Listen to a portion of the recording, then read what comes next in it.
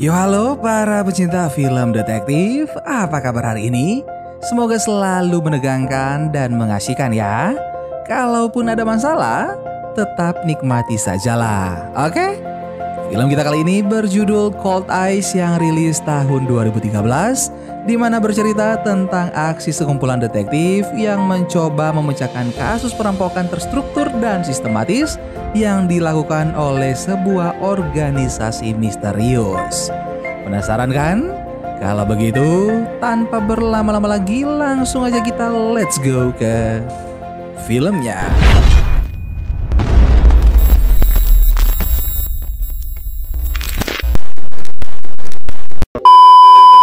Film pun dimulai dengan memperlihatkan keadaan di dalam bus, di mana seorang perempuan bernama Yunjo yang sedang mengawasi seorang bapak-bapak. Setelah itu ada seorang pria bernama James yang membawa sebuah buku dan berjalan melewati Yunjo serta bapak tersebut. Setelah turun dari bus, Yunjo pun tetap mengikuti bapak itu hingga sampai ke sebuah restoran. Dan James tengah berada di lobi parkiran mobil dan membobol sebuah mobil kemudian melakukan sesuatu di mobil tersebut. Setelah selesai, James kemudian pergi ke atap gedung. Ternyata James memasang sebuah bom di mobil yang ia bobol sebelumnya. James berencana untuk merampok sebuah bank dan bom tersebut ia buat agar dapat mengalihkan perhatian dari para polisi. James pun kemudian meledakkan bom di mobil sebelumnya lewat alat yang ia bawa ke atap. Dan misi perampokannya pun dimulai.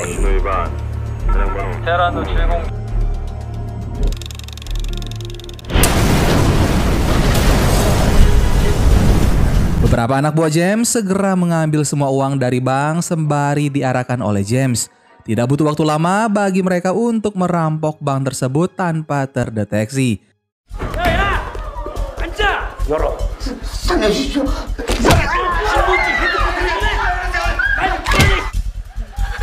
니들 신상 털린 거야, 어? 준비됐습니다.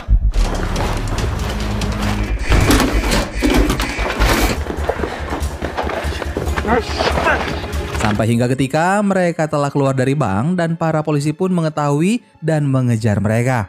Di jalanan terjadilah aksi kejar-kejaran antara perampok dan juga polisi. Ketika tengah mengejar para perampok tersebut, ternyata di salah satu mobil box yang beriringan dengan polisi, ada seorang perampok yang tengah menyamar. Perampok itu pun langsung menghalangi mobil polisi agar tidak dapat mengejar teman-temannya yang sedang melarikan hasil rampokan mereka. Sehingga terjadilah tabrakan beruntun dari mobil polisi yang menabrak mobil box tersebut. Kemudian perampok yang menyamar itu melarikan diri sembari menutupi wajahnya.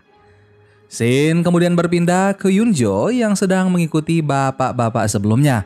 Ternyata Yunjo ketahuan oleh bapak tersebut yang ternyata adalah ketua tim pengawasan khusus kepolisian bernama Ketua Tim Hwang. Ternyata Yunjo sedang menjalankan pelatihan di mana ia juga akan masuk ke dalam tim pengawasan khusus itu. Selain dapat mengintai, Yunjo juga bisa mengingat semua kejadian yang terjadi saat di kereta hingga ke tempat restoran itu. Setelah itu, Ketua Tim Hwang pergi ke kantor untuk menyelidiki kasus perampokan bank yang terjadi sebelumnya. Ketua Hwang mencoba untuk melihat rekaman CCTV pada lobi bank tersebut. Namun mereka tidak dapat melihat apapun lantaran cahaya dari sinar matahari yang terlalu terik. Dan Ketua Tim Hwang pun meminta untuk mengecek CCTV di bagian lain. Namun mereka lagi-lagi tidak menemukan apapun. Dan hanya menemukan pria gendut yang mengemudikan mobil box yang menghalangi polisi dan melarikan diri. Namun sayangnya wajah pria itu tidak terlihat.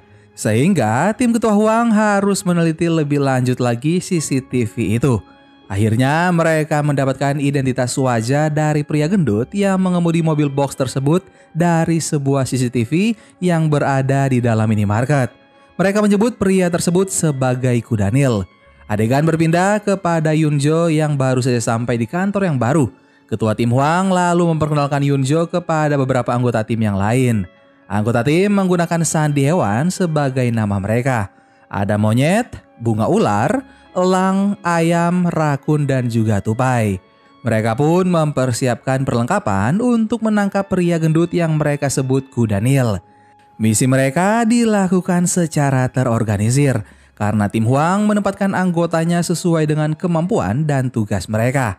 Namun sampai hari menjelang gelap, misi mereka belum juga membuahkan hasil. 방금 전 속도! 은색 스쿠터, 흰색 헬멧. 이거 제대로 했네 진짜! Sementara di sisi lain, James pergi ke sebuah toko yang bernama National Food, yang ternyata tempat tersebut merupakan tempat persembunyian James. Dan juga James menyusun semua rencana jahatnya. 아니 철저하니까.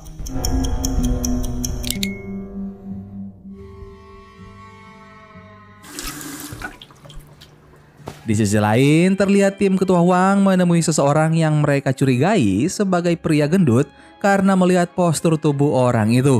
Tupai lalu memastikan bahwa orang itu adalah target mereka. Namun saat berpapasan dengan target, ternyata orang itu bukanlah Kudanil yang mereka cari. Scene kembali berpindah di mana memperlihatkan James bersama anak buahnya yang sedang melakukan aksi mereka, yaitu mencuri berkas-berkas penting. Semua yang dilakukan James beserta anak buahnya merupakan tugas yang diberikan oleh seseorang yang bernama Kim. Dan seperti aksi sebelumnya, mereka melakukan semuanya hanya dalam hitungan menit.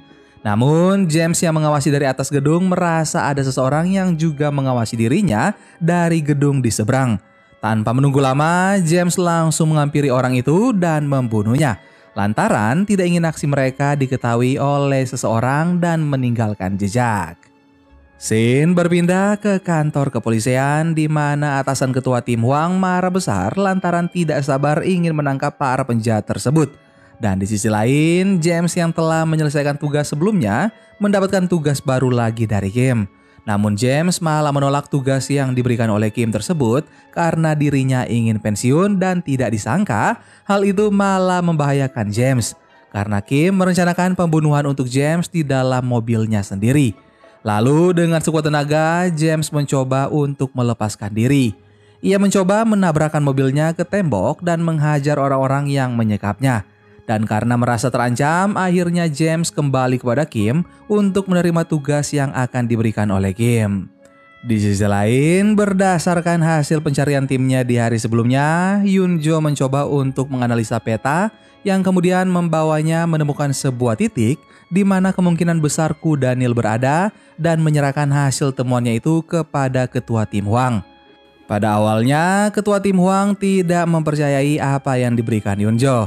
Hingga suatu ketika, tim ketua Hwang menerima hasil analisa dari pusat dan ternyata sama persis dengan yang dibuat oleh Yoon-jo. Yang membuat Yoon-jo pun akhirnya menerima kepercayaan untuk terjun langsung ke lapangan. 다녀오겠습니다. 멧돼지가 현장에 투입됐다. 밥 먹고 불법 사찰인의 간첩. Berkat keahlian dari Yoon-jo, ia pun berhasil menemukan target mereka yang mereka curigai sebagai Kudanil.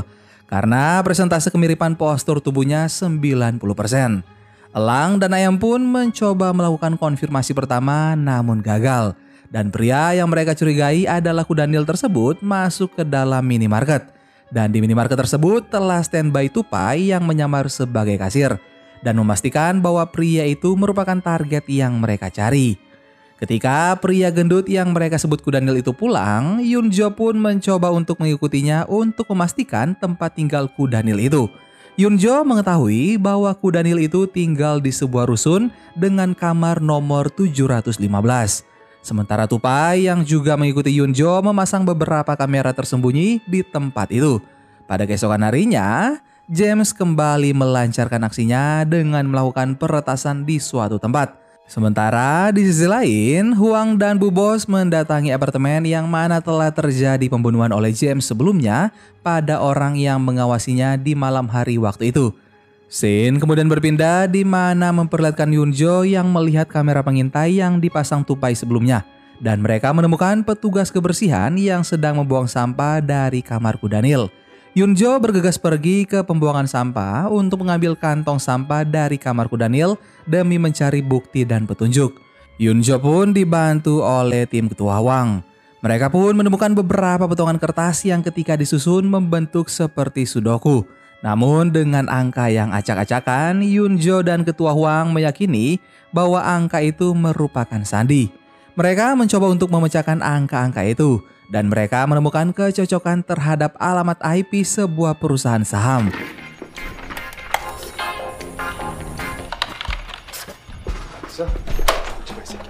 IP 주소입니다. IP?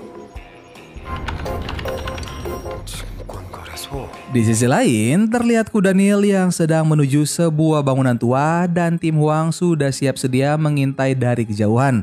Dari hasil pengintaian itu, didapatkan info jika kuda Nil dan para teman-temannya berencana meretas sebuah pasar saham. Kemudian mereka melakukan panggilan kepada James yang berhasil disadap oleh tim ketua Huang. Mereka bersiap langsung pergi ke tempat aksi kejahatan yang akan dilakukan. Anak buah tim Huang beserta tim pusat segera melakukan persiapan. Namun James langsung menyadari jika ada kepolisian di sekitar tempat mereka beraksi, sehingga membuat ia harus membatalkan aksi mereka tersebut. Ibu bos yang mengetahui jika aksi kejahatan itu akan dibatalkan, meminta tim ketua Huang beserta pusat untuk menghalangi laju kendaraan dari para penjahat tersebut. Sementara ketua Huang mendatangi gedung tempat James berada atas arahan dari Bu Bos, namun sayangnya James telah melarikan diri dengan melompat keluar gedung lewat sebuah jendela. Karena mengetahui James kabur, ketua Huang meminta bantuan Yunjo.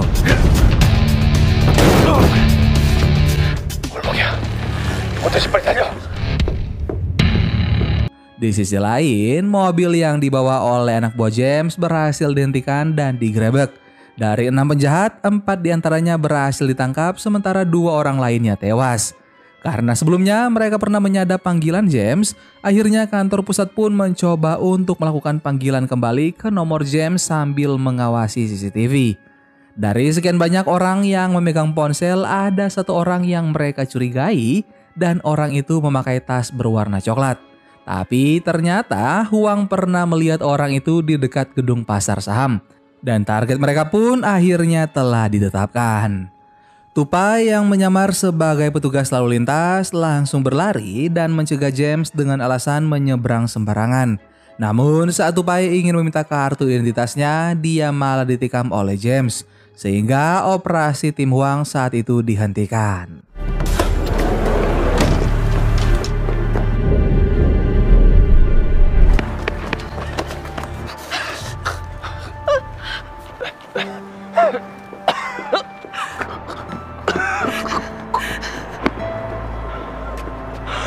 Scene kemudian berpindah ke rumah sakit di mana Yunjo dan ketua Huang yang tengah duduk di kursi. Meskipun mereka sudah mengetahui target, namun mereka harus berduka lantaran Tupai meninggal. Di sisi lain, terlihat James merencanakan pembunuhan terhadap Kim, lantaran Kim terus memaksanya untuk melakukan tugas padahal James sudah ingin berhenti. Namun James merasa terancam jika berhenti begitu saja, dan James pun menjalankan aksinya tersebut. James berhasil menghabisi anak buah Kim dan James juga berhasil membunuh Kim.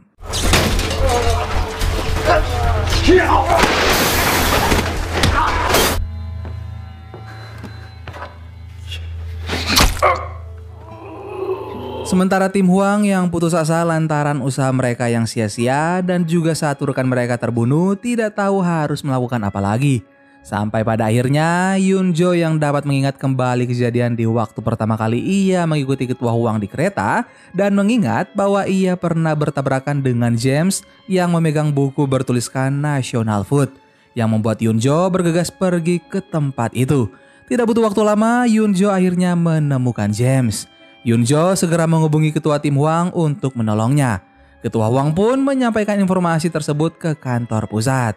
Sementara itu, James yang berada di suatu tempat sedang mengurus pasportnya untuk kabur dari Korea Selatan. Dan James mencurigai keberadaan Yunjo di sekitarnya. Tapi untung saja ketua Huang datang dan membuat James pergi dari tempat Yunjo. Lantaran tidak ingin terlepas, ketua Huang mencoba mengikuti James sampai ke lobi seorang diri. Namun ketua Huang malah ditikam oleh James. Setelah menikam ketua Huang, James pun kabur. Yunjo yang datang dan melihat ketua Huang terluka mencoba menolongnya. Namun ketua Huang malah meminta Yunjo untuk terus mengejar James. Dan Yunjo pun bergegas pergi mengejar James sampai ke sebuah tangga menuju sebuah kereta. Sebelum turun, Yunjo menghubungi kantor pusat terlebih dahulu untuk meminta bantuan. Dan saat sampai di bawah, tiba-tiba Yunjo ditangkap oleh James. Namun para polisi langsung berdatangan ke tempat itu. Di sisi lain juga terlihat ketua Huang yang terluka ternyata masih selamat dan masih ingin menyelesaikan tugas mereka. Shin kembali ke Yunjo yang disandra oleh James. Berbekal senjata di tangannya, Yunjo berhasil melepaskan diri dari James. Dan James pun melompat ke arah rel yang secara bersamaan juga ada kereta yang lewat. James yang berjalan menyusuri lorong kereta itu pun hampir sampai keluar. Namun ternyata di bagian luar lorong kereta, ketua Huang sudah bersiap sedia untuk menunggu James sambil menodongkan sebuah pistol. Ketika James ingin kabur lagi, ketua Huang melepaskan tembakan ke arah James yang membuatnya terjatuh dan tidak sadarkan diri.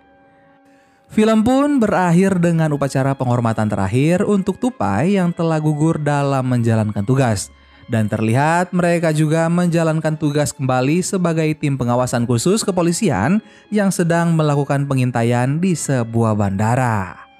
Dan film Cold Ice pun selesai. Gimana guys film kita kali ini? Silahkan kalian komen di bawah. Terima kasih buat kalian yang sudah nonton video ini sampai akhir. Sampai ketemu lagi bareng Mimin Guanteng di film-film seru selanjutnya. Dan dunia ini penuh dengan orang-orang yang baik. Jika kamu tidak dapat menemukannya, jadilah salah satunya. Dadah.